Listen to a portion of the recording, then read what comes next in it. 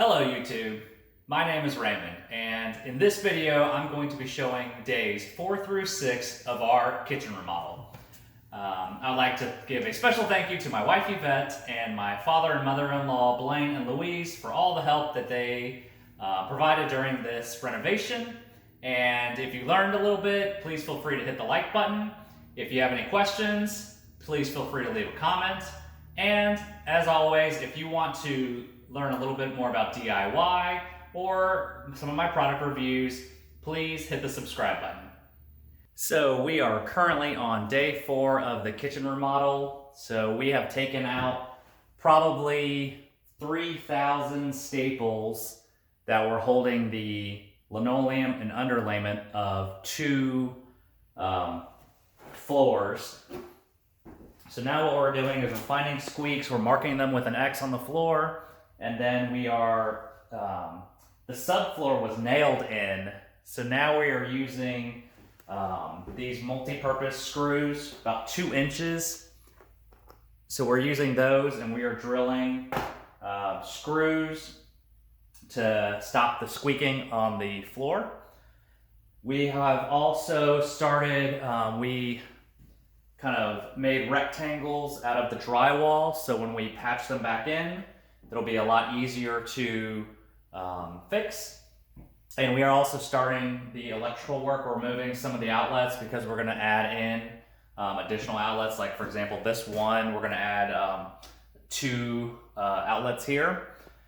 So that's the plan for today, is to finish up the electrical, the rough-in for the electrical, patch up the walls.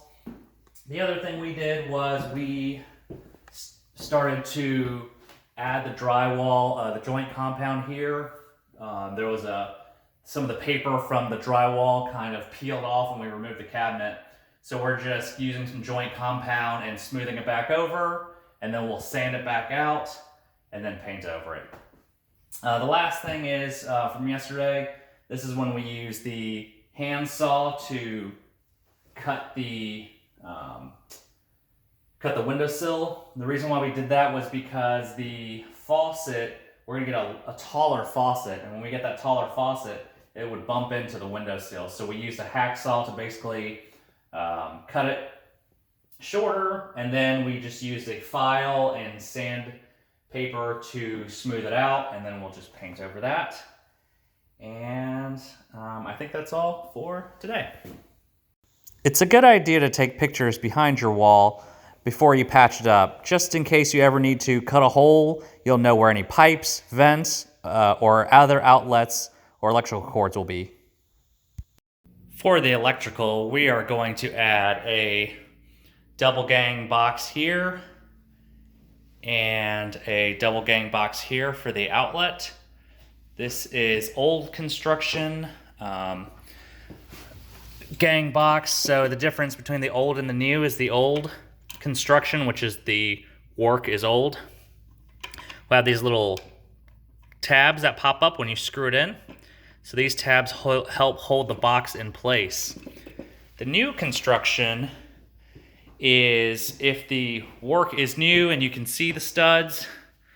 So that box will have nails in them. So for example, like this one here has nails for the new construction instead of those tabs.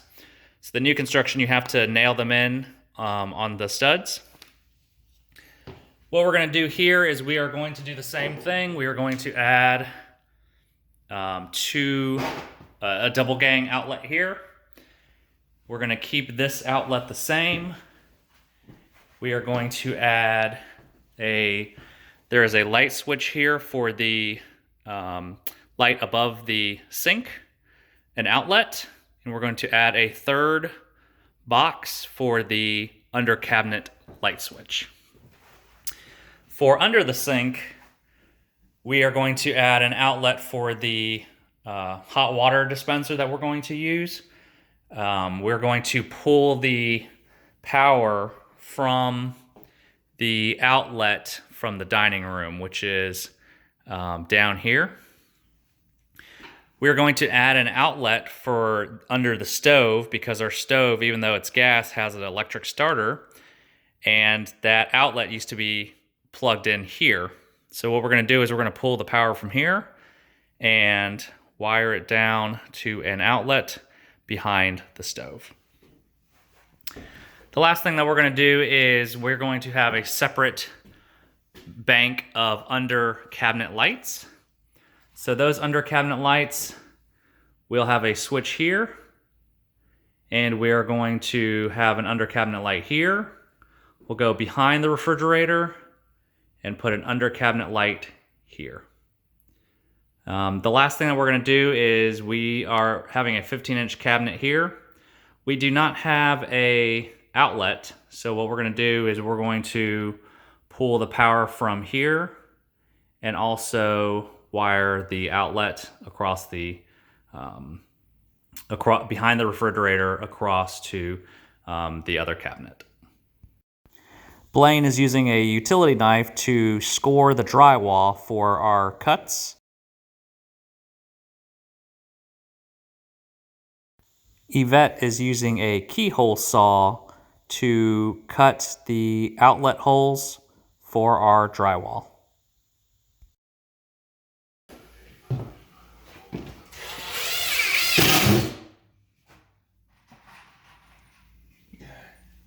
A few more and we're done. This piece.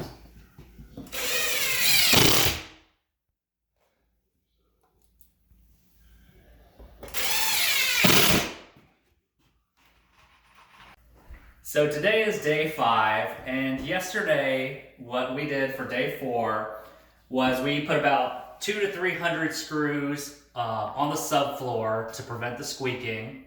We also used a wood filler to patch in any gouges in the subfloor to prevent any of the laminate tiles from moving around.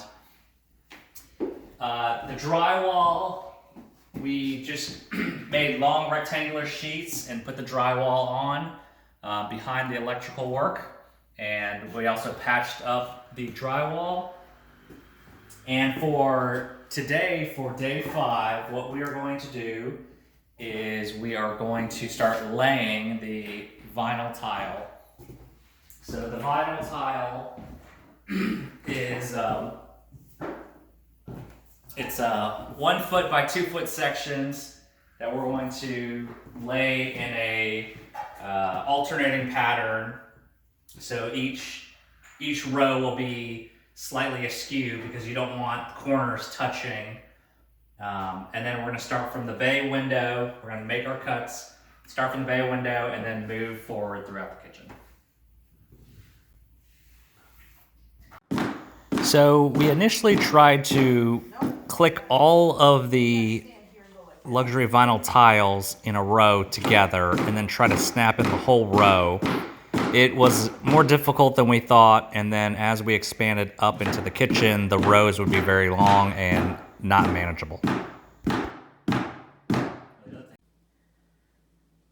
So we finished probably 3/4 of the flooring, and it was awful and back-breaking, and definitely you can do it, but you definitely should think twice before you start, because once you start, you can't stop. So this is the best method that we came up with. We put down one vinyl tile at a time, snapped in the side, then we had somebody put their foot where the tiles met the previous row. You lift up just maybe 10 degrees or so, and then you start hammering. You have to make sure you use a luxury vinyl tile block. It's basically just a plastic block with the groove so you don't damage the tongue of the tile as you're pounding with a soft rubber mallet. When you lift up, the person puts their foot down on the other side to prevent the other side from coming up.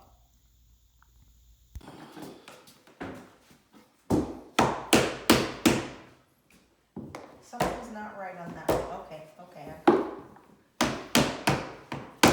You're in. Cats.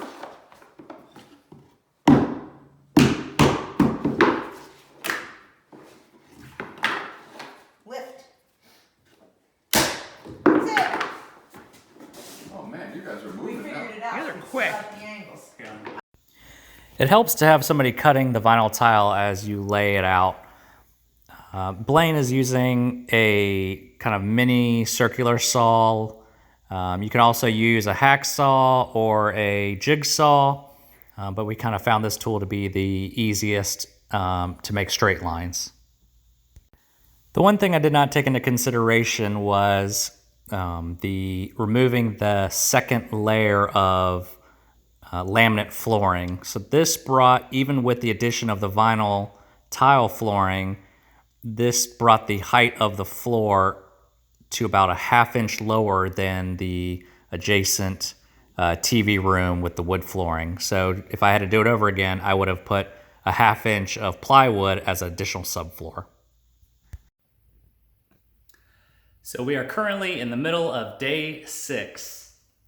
We are still working on the floors, so we took about 6 hours yesterday putting in the flooring, and now about another 6 hours today.